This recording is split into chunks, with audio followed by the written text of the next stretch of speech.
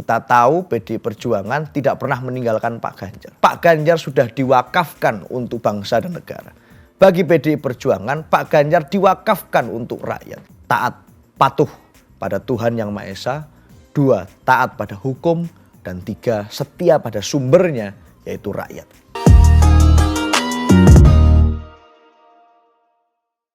Selamat datang kembali di Semiotik, Seno ngomongin politik. Hari ini saya sendirian di sini, tidak ada host yang lain, tidak ada Setiawan. Karena hari ini tahun yang baru, maka saya ingin cerita dengan hal-hal yang sifatnya baru-baru saja terjadi. Kemarin beberapa saat yang lalu, baru saja muncul di berbagai macam media massa, media televisi, maupun media sosial, iklan-iklan kampanye partai politik. Di berbagai TV kita sudah melihat tampilan-tampilan dari masing-masing partai politik yang menampilkan dengan kreativitas dan gagasan masing-masing tentang narasi yang ingin dibawa di dalam Pilpres 2024 ini. Jangan lupa bahwa di tanggal 14 Februari besok kita tidak hanya sedang memilih kontestan calon presiden dan calon wakil presiden, tetapi juga kita akan memilih para calon legislatif kita. Seluruh program yang akan dibuat dari para calon presiden dan cawapres kita hanya akan dapat berjalan dengan baik, akan berjalan dengan penuh kontrol atau tidak apabila kita juga memilih calon-calon wakil rakyat yang akan duduk sebagai legislator kita dengan cermat, seksama, dan teliti. Maka partai-partai politik menjadi penting untuk kita lihat bagaimana posisinya, bagaimana narasi yang ingin dia bawa, bagaimana rekam jejaknya, bagaimana konsistensinya di dalam tahun ke tahun pemilu. Nah, iklan-iklan partai politik ini akan memudahkan kita menjadi satu entry point pengingat bahwa besok di tanggal 14 Februari tidak hanya kita memilih calon presiden dan calon wakil presiden, tetapi kita juga akan memilih partai politik dan para calon-calon legislator yang mewakili partai politik masing-masing, baik di tingkatan DPR RI, DPRD kabupaten dan kota, serta DPRD provinsi. Nah, dalam kesempatan itu saya ikut serta diajak untuk bergabung, terlibat menjadi salah satu pemeran, meskipun hanya 1-2 detik, di dalam iklan PDI Perjuangan. Bagi saya ini adalah sebuah kehormatan dan sebuah tanggung jawab. Karena di dalam iklan yang secara total berdurasi 30 detik itu, PDI Perjuangan ingin menyampaikan pesan utamanya, meskipun secara singkat tidak sampai 1 menit, tetapi pesan utama itu yang ingin digaungkan oleh PDI Perjuangan. Pesannya adalah menangkan rakyat. Kemenangan PDI Perjuangan bagi seluruh aktor, bagi seluruh pengurus, bagi seluruh simpatisan, relawan. Kemenangan PDI Perjuangan bukan hanya kemenangan bagi partai ini, tetapi juga adalah kemenangan bagi Undang-Undang Dasar 45, Pancasila, kemenangan bagi ideologi partai yang semuanya termaktub di dalam ADART, yang semuanya diorientasikan untuk rakyat. Maka narasinya adalah narasi menangkan rakyat, bukan hanya menangkan PDI Perjuangan. Rakyat juara. Indonesia juara. PDI Perjuangan selalu konsisten bicara bahwa satu-satunya cara untuk kemudian bisa menjadi pemimpin yang baik melalui laboratorium kaderisasi PDI Perjuangan yang dibuat, hanya satu cara untuk bisa terus mendapatkan amanat untuk berjuang di dalam ruang-ruang politik, yaitu dengan terus menjaga kedekatan baik jarak fisik, jarak batin dengan rakyat, namanya emotional bonding. Seluruh kader PDI Perjuangan yang dicetak di dalam laboratorium kepemimpinan PDI Perjuangan, seluruhnya didorong untuk melakukan kerja-kerja yang dekat dengan rakyat. Tidak boleh kader PDI Perjuangan jauh dari rakyat. Laboratorium inilah yang terbukti efektif memunculkan berbagai macam kader-kader yang hari ini menjadi orang-orang yang ikut serta terlibat dalam pembangunan yang berorientasi rakyat. Kita melihat figur, ada Bu Tri Risma hari ini yang sukses di Surabaya menjadi wali kota dan hari ini menjadi Menteri Sosial, dipercaya oleh kabinet pemerintahan hari ini. Ada Pak Aswar Anas yang menjadi Bupati Banyuwangi pada waktu itu, membangun Banyuwangi yang dulu banyak orang masih belum familiar, menjadi kota atau kabupaten yang sangat lekat dengan unsur pariwisata dibuka dengan berbagai macam festival yang semuanya membangkitkan daya ungkit bagi ekonomi kerakyatan di Banyuwangi. Ada figur lain seperti Pak Ahok misalnya, Basuki Cahayapurnama, yang juga menjadi kader PDI Perjuangan pada saat maju mendampingi Pak Joko Widodo yang juga lahir di rahim PDI Perjuangan, yang semuanya dituntut untuk belajar bagaimana membangun negeri ini dengan idealisme, dengan percaya pada rakyat. Kaderisasi itu dibangun tidak hanya di sekolah partai, tapi juga di kampung-kampung, di lorong-lorong perumahan, di jalan-jalan perkotaan, maupun di tepi sawah dan di tepi-tepi pantai. Seluruh kader dituntut untuk membangun dan menjaga kedekatan dengan rakyat. Seluruh kader yang tetap bertahan di PDI Perjuangan, yang tetap dengan ideologi PDI Perjuangan, dipaksa untuk melakukan itu. Karena satu-satunya cara untuk memahami rakyat ya adalah dengan dekat dengan rakyat. Muncullah hari ini seorang kader dari PDI Perjuangan yang dipercaya untuk menjadi calon presiden, namanya Ganjar Pranowo. Pak Ganjar juga mengalami proses itu.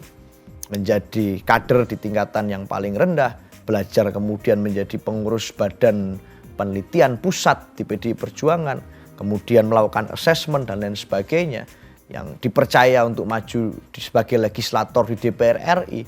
Dan di DPR RI kemudian mendengarkan suara rakyat dan mengesahkan undang-undang yang sifatnya berpihak pada rakyat.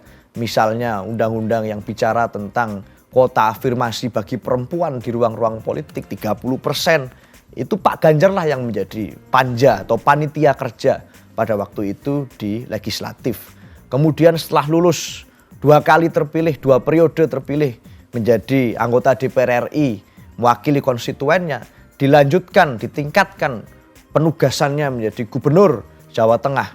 2 kali terpilih pula di sana. Melakukan program-program pro rakyat yang banyak dari program-program itu adalah hasil diskusi antara Pak Ganjar dengan sikap-sikap dan ideologi partai. Maka Pak Ganjar menjadi satu contoh yang baik tentang bagaimana partai politik sebagai salah satu prasyarat kunci demokrasi itu mampu tampil dan melahirkan tokoh-tokoh yang berasal dari rakyat dan muncul sebagai pemimpin rakyat yang hari ini menjadi calon presiden. Itulah pesan yang ingin disampaikan oleh PDI Perjuangan melalui iklannya. Persoalannya banyak orang yang tanya di media sosial maupun di media massa. Lalu kenapa di dalam iklan PDI Perjuangan yang 30 detik itu tidak dimunculkan Pak Ganjar Pranowo? Kenapa tidak dimunculkan calon presiden dan calon wakil presiden PDI Perjuangan yaitu Pak Ganjar dan Pak Mahfud MD? Banyak orang bertanya begitu di media sosial. Semuanya menyerbu. Kenapa ini? Apakah tidak solid? Apakah tidak utuh? Apakah tidak kompak? Dan lain sebagainya. Buat saya pertanyaan-pertanyaan itu harus saya jawab.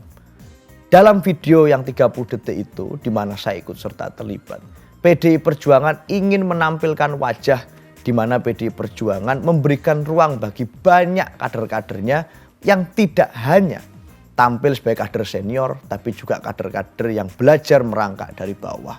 Kita tahu PDI Perjuangan tidak pernah meninggalkan Pak Ganjar. Rekomendasi telah diberikan pada Pak Ganjar. Tapi Pak Ganjar tidak berdiri sendiri. Di PDI Perjuangan kekuatan kolektif inilah yang saling membantu, bahu-membahu, gotong royong untuk mendukung masing-masing kader-kader terbaik yang ditugaskan di pos-pos kenegaraan atau pos-pos tertentu untuk menarik hati dan mencari bagaimana menyelesaikan persoalan rakyat secara efektif. Maka muncullah kader-kader muda di dalam iklan itu. Ada saya, ada Mbak Tina Tun, ada Mas Ciko Hakim, ada Mas Ali Syakib, ada Mbak Yolanda Tamara. Ada banyak kader-kader muda yang ditampilkan. Ada Mbak Tamara Geraldine yang semuanya ditampilkan sebagai wajah bagaimana PDI Perjuangan tidak hanya menokohkan atau mengglorifikasi hegemoni tokoh dalam 1-2 orang, tetapi banyak orang. Pak Ganjar adalah contoh sukses. Contoh sukses itulah yang harus kemudian didukung oleh kekuatan kolektif banyak kader-kader lainnya yang mungkin belum sepopuler Pak Ganjar. Di dalam iklan itu ditampilkan bagaimana rakyatlah yang menjadi senter. Maka rakyat di warung, rakyat di petani, rakyat yang ada di job fair yang mencari pekerjaan pada saat harus lulus dari sekolah akademis tertentu mencari pekerjaan. Ada juga tampilan di pasar, tampilan di tempat-tempat di mana lekat dengan identitas rakyat, di kafe, di warung kopi. Itulah yang ingin ditampilkan oleh PDI Perjuangan. Karena kemenangan PDI Perjuangan tidak hanya persoalan kemenangan partai. Kekuatan kolektif partai ini menjadi besar, menjadi kuat karena dekat dengan rakyat. Maka gambar itu, image itu yang ditampilkan. Bagi PDI Perjuangan, Pak Ganjar sudah diwakafkan untuk bangsa dan negara. Bagi PDI Perjuangan, Pak Ganjar diwakafkan untuk rakyat. Ganjar untuk semua. Tidak hanya untuk 1-2 orang, 1-2 kelompok, tapi untuk semuanya. Oleh karena itu, di dalam iklan itu, PDI Perjuangan percaya bahwa rakyatlah yang membuat PDI Perjuangan besar. Rakyatlah yang tampil dan menjadi sumber rekrutmen dari para tokoh-tokoh. Salah satunya adalah Pak Ganjar yang hari ini menjadi calon presiden. Jadi buat saya lucu kalau kemudian dianggap bahwa dalam iklan itu menunjukkan bahwa PDI Perjuangan tidak sayang pada Pak Ganjar. Malah dalam video itu PDI Perjuangan sebenarnya ingin menunjukkan bahwa kekuatan rakyatlah yang hanya satu-satunya sumber di mana seluruh calon pemimpin harus tetap setia pada sumber itu. Sebagaimana filosofi itu digunakan oleh Pak Ganjar pada saat beliau mengangkat 3 jari ke atas. Sebagai simbol perjuangan beliau di dalam Pilpres ini. 3 jari diangkat ke atas oleh Pak Ganjar.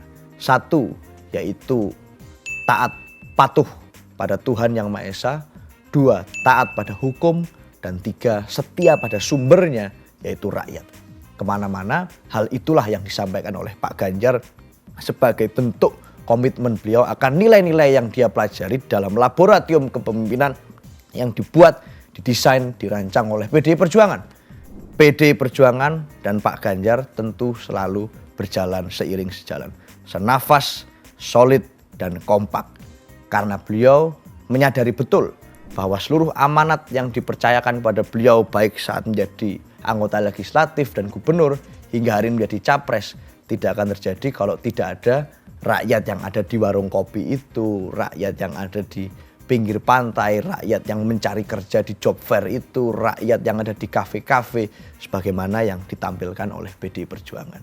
PDI Perjuangan tampil dengan wajah yang ceria karena kita menyongsong tahun 2024 ini dengan harapan baru yang makin kompak, makin solid, makin jelas satu suara untuk Pak Ganjar dan Pak Mahfud menyambut kemenangan di tahun 2024. Saya percaya dalam video itu ada juga tampilan simbol Mbak Puan Maharani dan Bu Mega. Tampilan itu menjadi satu simbol yang menunjukkan bahwa seluruh kekuatan PDI Perjuangan kompak, tidak ada jarak. Mbak Puan tampil di pasar pada waktu itu menampilkan bahwa tidak ada jarak antara partai politik dengan rakyat. Seperti yang disampaikan orang-orang. Orang-orang banyak berbicara bahwa PDI Perjuangan arogan, PDI Perjuangan sombong, PDI Perjuangan berjarak dan lain sebagainya. Tapi saya yakin bahwa sebenarnya message utamanya kalau kita melihat keseharian para kader PDI Perjuangan yang hari ini salah satu kadernya menjadi calon presiden, kita akan melihat bagaimana soliditas dan kekompakan itu ada untuk mendukung orang baik menjadi presiden dan wakil presiden Indonesia dengan simbol Ganjar Mahfud. Terima kasih, sampai jumpa di semiotik selanjutnya.